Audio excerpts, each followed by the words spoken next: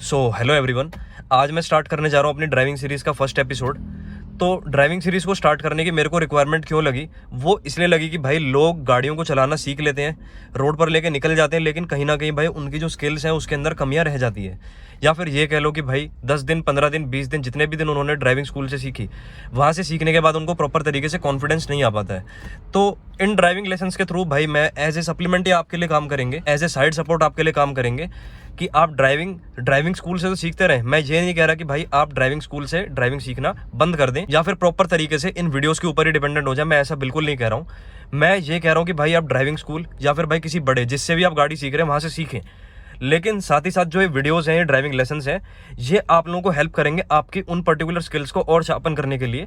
और अगर उन स्किल्स को आप प्रैक्टिकली डेली लाइफ में यूज़ करोगे तो भाई आपको काफ़ी ज़्यादा बेनिफिट होने वाला है। इस वीडियो के अंदर भाई कोई भी मैं फालतू ज्ञान नहीं झाड़ने वाला, मैं सिर्फ और सिर्फ भाई वो चीज़ें बताऊंगा जो प्रैक्टिकल हैं, और साथ ही साथ भाई रियल लाइफ से मैं इनको आपको प्रैक्टिकली कनेक्ट करके दिखाने वाला हूँ। भाई देखो, ड्राइविंग मैं आप लोगों को सिखाता रहा हूँ, लेकिन भाई अगर बात करें कि भाई मेरे को कितना एक्सपीरियंस है ड्राइविंग का, तो भाई मैं 9th से चला रहा हूँ और अभी मैं 3rd ईयर में हूँ।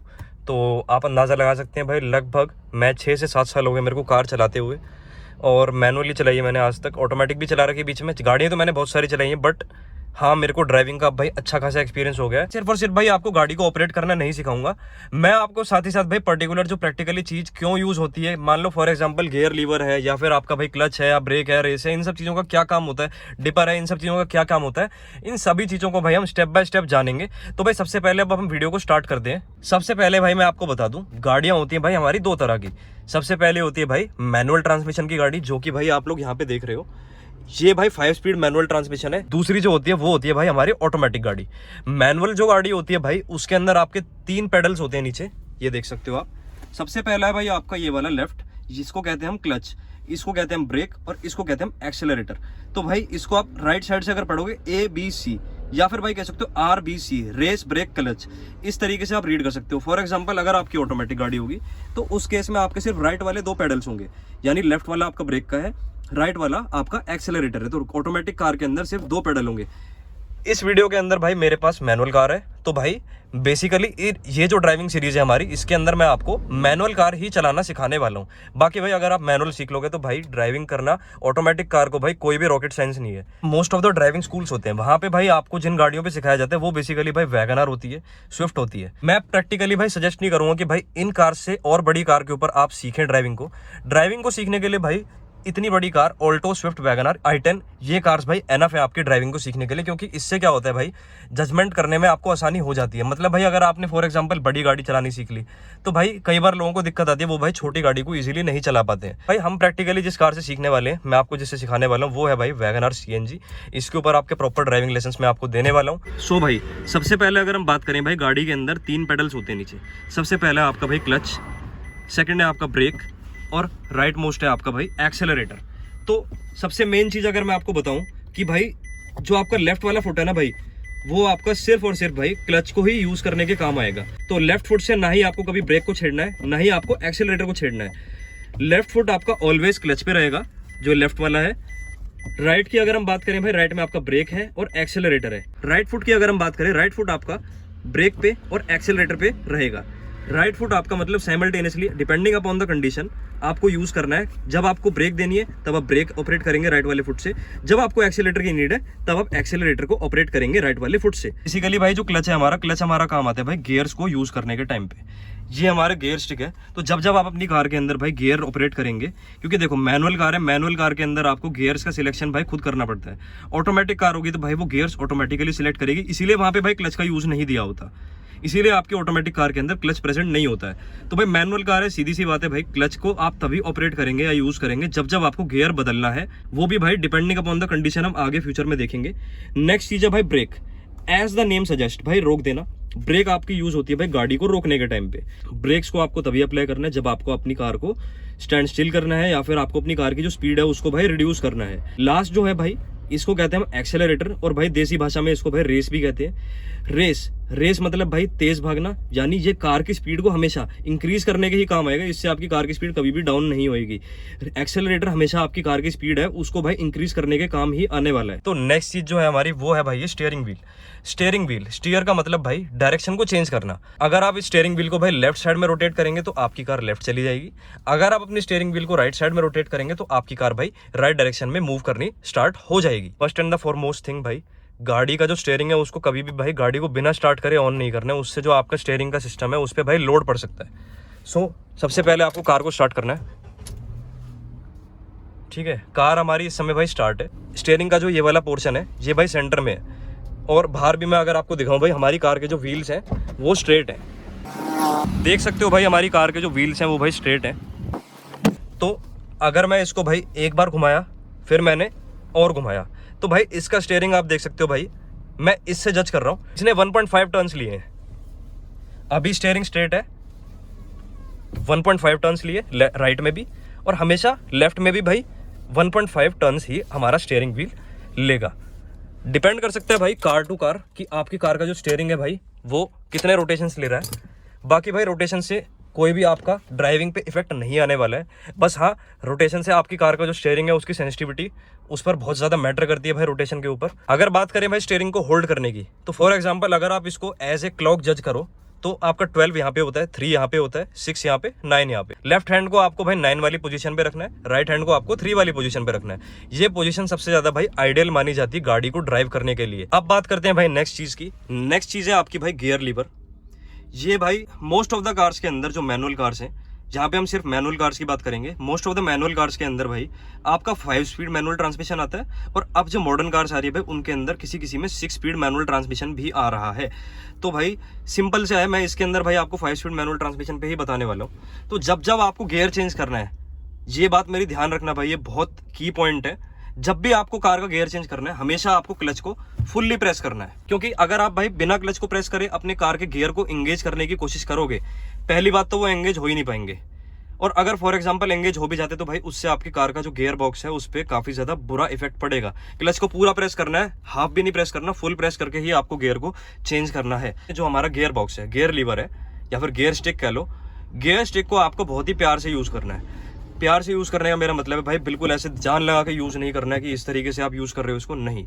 आपको इसको यूज करना है बहुत प्यार से। अपना भाई लेफ्ट हैंड ही यूज करोगे आप, क्योंकि ये राइट हैंड ड्राइव कार है, और बहुत प्यार से इसको पकड़ के ऐसे आपको गियर्स को स्लॉट करना है।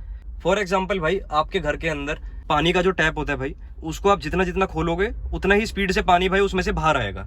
तो सिंपल सी बात है भाई, जो गियर लीवर है वो भी कुछ इसी तरीके से काम करती है।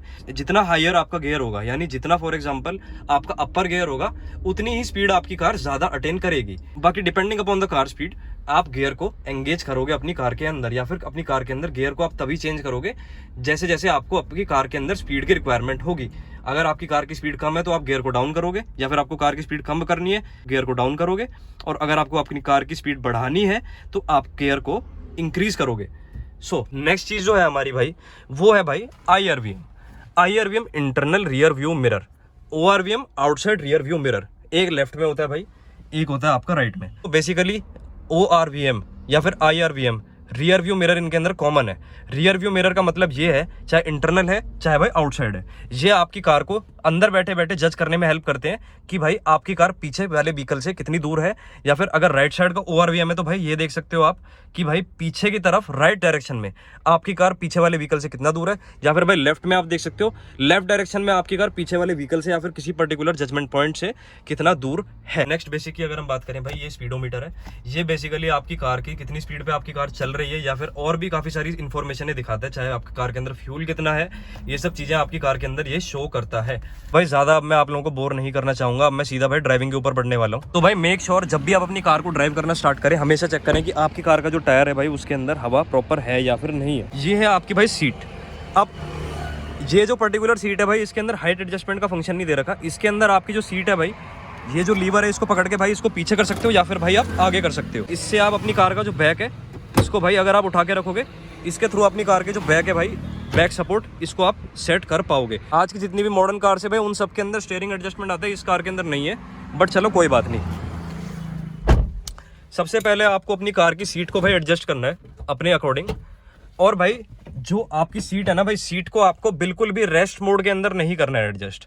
रेस्ट मोड से मेरा मतलब है भाई, देखो कुछ लोग भाई सीट को ना बिल्कुल भाई पीछे करके चलाते हैं, जैसे भाई ये देख रहे हो, या फिर थोड़ा और मैं इसको बैक कर देता हूँ भाई। कुछ लोग ना गाड़ी की सीट को भाई कुछ इस तरीके से इतना पीछे करके इंक्लाइन करके चलाते हैं भाई। तो भाई ऐसा आपको बिल्कुल नहीं करना है, क्योंकि भाई देखो ड्राइविंग एक ऐसी चीज़ है भाई, उसको आपको बिल्कुल कॉन्शियस तरीके से करना है। और पहली बात भाई, अभी आप हो लर्निंग फेज के अंदर, फ्यूचर में भाई अपने अकॉर्डिंग जैसी आपकी कन्वीनियंस है उस तरीके से आप चला सकते हो, बट भाई अभी लर्निंग फेज के अंदर भाई आपको उस तरीके से नहीं चलाना है। आपको गाड़ी को बिल्कुल अटेंटिव होकर चलाना है। एडजस्टमेंट अपनी सीट को भाई, जैसे मैंने बताया, उस लीवर को पकड़ के आप सीट को आगे पीछे कर सकते हैं। सीट को भाई आपको इस तरीके से एडजस्ट करना है कि आपके जो पैर हैं वो भाई प्रॉपर तरीके से सारे जो पेडल्स हैं भाई उनके ऊपर पहुंच पा रहे हैं। तो अब बात करते हैं भाई मैकेनिज्म की, कि किस तरीके से आपके जो क्लच, ब्रेक और रेस है भाई ये ऑपरेट होंगे। तो ये देख सकते हो भाई, आप लोगों को व्यू आई होप क्लियर दिख रहा होगा। एक चीज बहुत ज्यादा इंपॉर्टेंट ये है कि भाई अगर आपका क्लच जाएगा डाउन, तो भाई जो आपका एक्सेलरेटर है ना, ये भाई आपको नहीं दबाना है। क्लच नीचे जाएगा तो भाई एक्सेलरेटर ऊपर जाएगा, या फिर अगर आपका क्लच ऊपर आएगा तो एक्सेलरेटर आपका नीचे जाएगा, डिपेंडिंग अपॉन द कंडीशन, अगर आपको स्पीड बढ़ानी है कार की। ठीक है भाई, ये बहुत ही इंपॉर्टेंट चीज है जो मैंने आपको बताई है। नेक्स्ट चीज है भाई कि ब्रेकिंग अगर आपको अपनी कार की लेनी है, हमेशा भाई वो लेनी है आपको राइट वाले फुट से। ठीक है, राइट वाले फुट से ही हमेशा आपको अपनी कार के ब्रेक को प्रेस करना है। कभी भी लेफ्ट वाला फुट आपका क्लच के अलावा कभी यूज नहीं होने वाला है। राइट वाले फुट से ही आपको ब्रेक देनी है, राइट वाले फुट से ही आपको एक्सेलरेट करना है। फॉर एग्जांपल, अगर आप गाड़ी को चला रहे हो तो भाई इस तरीके से चलेगी, और अगर आपको ब्रेक लेनी है तो भाई इस तरीके से आपको ब्रेक लेनी है। तो अब बात करते हैं भाई कि हमारे गियर्स को हमें किस तरीके से स्लॉट करना है। First and the most important thing भाई, आपको क्लच को हमेशा पूरा प्रेस करना है जब भी आप अपने कार के गियर्स को सिलेक्ट करोगे। उसके बाद अब आपको चेक करना है कि आपकी कार न्यूट्रल है या नहीं है। न्यूट्रल का मतलब आपकी कार किसी भी गियर के अंदर एंगेज नहीं है, आपकी कार स्टैंड स्टिल पोजीशन में, आप कितना भी एक्सेलरेट कर लो आपकी कार आगे नहीं बढ़ेगी। आपको क्या करना है, आपको सिंपली एक बार इस तरीके से करना है। ये तभी होएगा जब आपकी कार न्यूट्रल पोजीशन में होगी, कुछ इस तरीके से। अब मैंने आपको बता दिया भाई कार न्यूट्रल पोजीशन में है।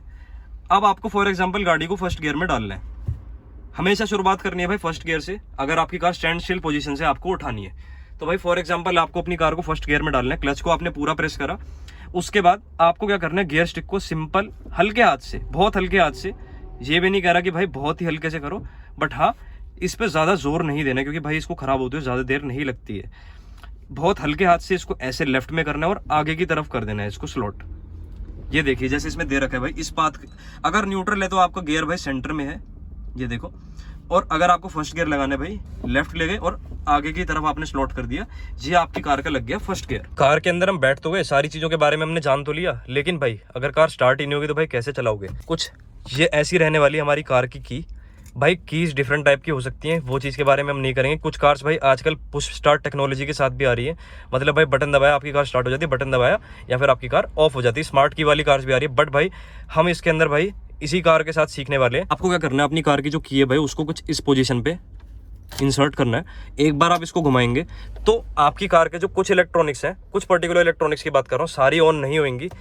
आपका जैसे म्यूजिक सिस्टम है और आपके कार का जो चार्जिंग पोर्ट है भाई, ये दोनों चीज़ें आपकी एक्टिवेट हो जाएंगी एक बार आपकी कार की को इंसर्ट करने के बाद। अब सेकंड टाइम अगर आप इसको घुमाएंगे, सेकंड टाइम घुमाने के बाद भाई आपकी कार के जितने भी फंक्शंस हैं, जैसे आपका इंडिकेटर है या फिर आपका भाई इंस्ट्रूमेंट क्लस्टर है, ये देख सकते हो आप, इन सब के अंदर भाई आपकी पावर आ जाएगी। चाहे आपके पावर विंडोज़ हैं भाई, ये भी आपके एक्टिवेट हो जाएंगे, और साथ ही साथ भाई एसी वगैरह आपका काम करने लग जाएगा, लेकिन स्टैंड स्टिल पोजीशन पे आपको नहीं चलाना है। अब अगर आपको कार को स्टार्ट करना है भाई, मेक इट ए हैबिट, हमेशा भाई क्लच को प्रेस करना है और फिर ही कार को स्टार्ट करना है, क्योंकि भाई हो सकता है आपकी कार जो है भाई गियर के अंदर एंगेज हो, और गियर के अंदर अगर आपकी एंगेज होगी भाई कार, तो हो सकता है आपकी कार भाई आगे भी चली जाए। इसीलिए भाई हमेशा भाई क्लच को पूरा प्रेस करना है, और उसके बाद भाई जो एक की है इसको थोड़ा सा दबा के रखना है 1 से 1.5 सेकंड के लिए, डिपेंडिंग अपॉन योर कार, या फिर आपकी कार की जो बैटरी है उसके ऊपर डिपेंड करता है। ये देखो भाई, इस समय हमारी कार जो है भाई वो स्टार्ट हो चुकी है। इस कार के अंदर आरपीएम मीटर नहीं है, तो भाई आरपीएम मीटर की मेरे हिसाब से भाई कोई नीड नहीं रहती है, चाहे भाई बिगिनर्स हो चाहे कोई भी हो, आरपीएम मीटर की आपको कोई भी नीड नहीं है भाई गाड़ी को ड्राइविंग सीखते टाइम। नेक्स्ट इंपॉर्टेंट चीज है भाई, वो है आपकी hand brake. As the name suggest भाई, हैंड ब्रेक यानी इसको हैंड से आप ऑपरेट करते हो।